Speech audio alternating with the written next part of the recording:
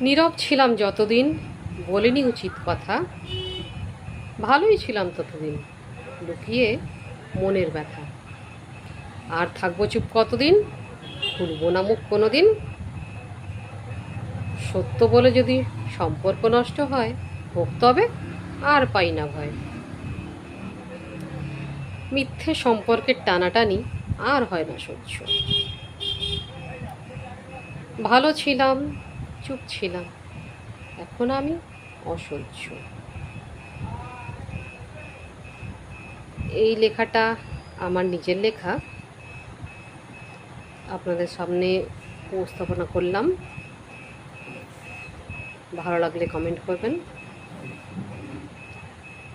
জীবনের বাস্তব অভিজ্ঞতা থেকে তুলে ধরলাম এই লেখাটা। দেখুন তো সবার মতের সাথে মেলে কিনা। নমস্কার, ভালো থাকবেন সবাই।